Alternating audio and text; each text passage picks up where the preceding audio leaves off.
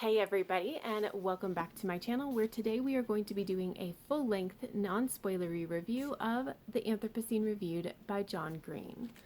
So The Anthropocene Reviewed is an adult nonfiction series of essays where John Green reviews various aspects of modern-day life. So this review is going to be a little bit more freeform because my usual structures don't really work for this particular book, but I think that the author would approve, since this is essentially going to be an essay in video format, and then I will rate this book on the 5-star scale at the end, which is essentially the structure that he follows for every essay. So, jumping in, if you have heard of the Anthropocene Reviewed podcast that John Green hosts, this is exactly like that. So there are some essays that are doubled up in this particular book that did appear in the podcast, and just as because I was interested, I did actually listen to one of the early reviews from the podcast. Like I put it on, and then I opened up to that review in my book and I read along to see how it matched up. And I will say that there were some changes that were made. A lot of them for clarity's sake, but there was also some updates and some things that were added in. And honestly, I thought that the changes were very good. So even if you have heard some of these on the Anthropocene Reviewed podcast, you are still getting some new information. And I think that, again, the new information added was good information. So I appreciated that. I also want to say that this is still nonfiction, but it's actually kind of an interesting blend of genres, because these are reviews, but there's so much personal information that John Green kind of dives into in these reviews that it's also very vaguely memoir-ish.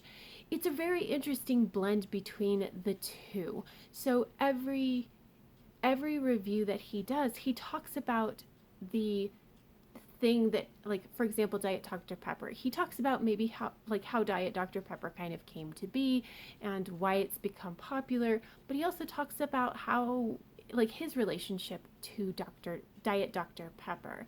And so on that aspect, it is very much a blend of review and memoir. And I think that the best essays that in this book are the ones that are closer to 50-50 between the review and the memoir. Anytime it kind of veers off into more memoir or more review, it's frequently interesting, but just quality-wise, I don't think that it works quite as well.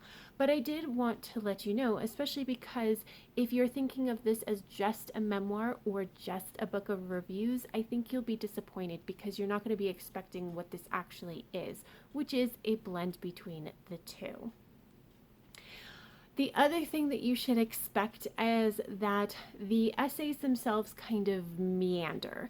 So I went in expecting that, because I have been watching Vlogbrothers for close to 10 years now, and John Green has done a number of video essays, and that's just kind of his style with this, where it just kind of meanders. We take these tangents and we go to odd places, and eventually we do get to the end, and you realize that all the tangents that you went on did actually add to the overall picture. He does a really good job with that, that there's not a whole lot of extraneous stuff that's been added into the essay, but he does kind of ask you to trust him, that yes, that this is important and it will make sense to the point that is trying to be made. And I will say, it's not always clear why some of these tangents are added in until you get to the end of the essay. So again, you just kind of have to trust that it's going to be worth it at the end. But it does seem to meander. Every single essay seems to meander kind of all over the place. I will say that aspect of it did kind of bother me sometimes. So it is a very particular writing style where he kind of meanders, right? And he has these anecdotes, and they do add to the point, but it isn't straightforward. And I do think, to some extent, like, that's not my favorite anyway, and it would have been okay I mean, this is probably the best example of a kind of meandering um, style that I enjoy, but I will say that sometimes it kind of blunted the emotional impact of things because it relies upon the reader kind of bringing everything together at the same time and coming to the same conclusion that he does. And he doesn't always spell it out. And I don't think that that's always like great because it's not straightforward. And so sometimes points are lost, or it just coming at things from a side more sideways than straight on. Again, it just kind of blunts the emotional impact. It blunts the point that is being made. And so even though I knew to expect this, and I think that this is the best example that I have read, for me personally, it didn't always work. Some essays it definitely did, but there were others where I think that it would have benefited more from a slightly more straightforward kind of style. And I will say, interestingly, like for each review, there were always points that were kind of made throughout the review, but frequently you would get to the end of a review and it wouldn't always feel like there was a point. Like then narratively, it frequently ended in a very unsatisfying kind of place. And because he has this kind of meandering style, actually the end of a review would actually sneak up on me more often than not. And I was reading the physical copy, so I could see when that chapter ended. And it didn't, like, it felt much more like John Green kind of got to the end and was just like, I don't have anything more to say about that. And then was the end. And it was jarring. It was very jarring.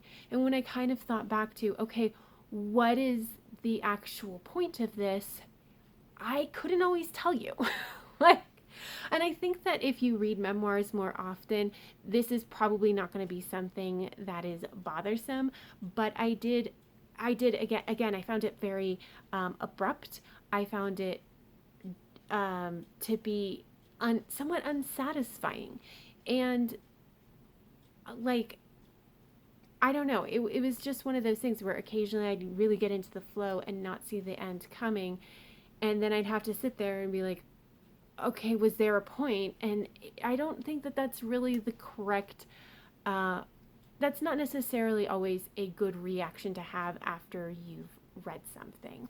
So that didn't really work as well for me. But I also, to be fair, do not read a ton of memoirs. So if you read more memoirs, you'll probably be more used to this, and so your mileage may vary. But I did find the writing to be just beautiful. John Green has a way with words. It's very clear that he loves the language. But the thing that I appreciate about that is he never sacrifices clarity for beauty. When he makes a point, it is very clear what that point is going to be. And I think that he just did an amazing job with that. It was a joy to read his sentences, and I don't frequently, first of all, I frequently don't even notice, but even if I do, that's not my general sentiment. But this was actually beautiful to read. And I will say that when there was emotion put into the writing, it was very plain on the page, and it had an impact on me too. I actually cried at least once while reading this. So I think that he did a very good job being emotionally evocative when it made sense.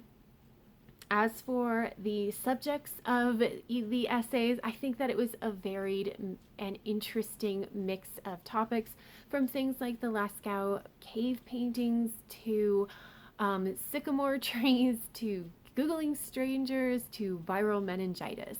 So there's something, I think, for everybody. And I found it very interesting because there were like facts in each one.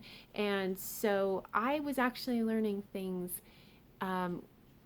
with each review, and I really appreciated that part.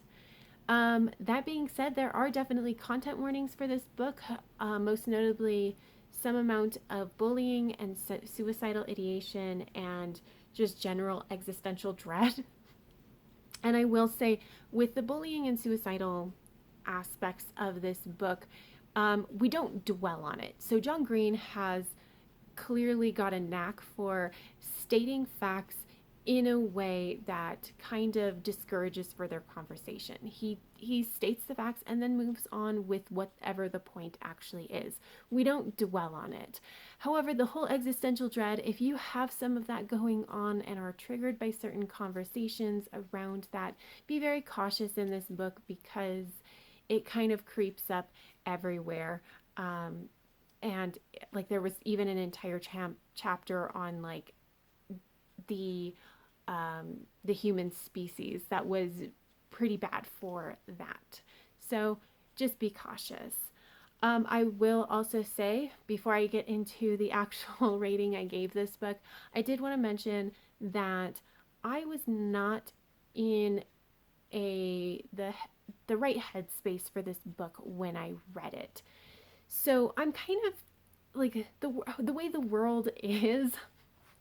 I'm generally looking for light, fluffy reads, and this is not really a light, fluffy read.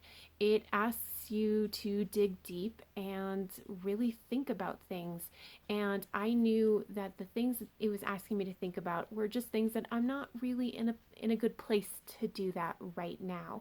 And I bring this up mostly because I liked this book, but I didn't connect with this book. And that's why, is because I had to hold myself at a distance so that I didn't get sucked into the deep end with some of these topics. And that's completely on me. And I mention this because it does affect my review of this book and what I ultimately rated it. I know that if I get into a better headspace later on and I reread this book, there's a very large chance that I will have a deep and abiding connection with this book. But I couldn't do it this time. And as such, I didn't feel comfortable rating it like closer to the 5-star range because to me, those are books that I do have that deep, abiding connection with. So, all of that being said, I did enjoy this book quite a bit. I think that it was a very worthwhile read, and I ended up rating it 4 stars. So, if you have read this book, if you're interested in reading this book, leave me comments down below. Let me know what you thought, or if you have any thoughts about what I have said in this review. But that is all I have. So if you like this video, please give it a thumbs up. And until next time, have happy reading, and I will see you in my next video. Bye!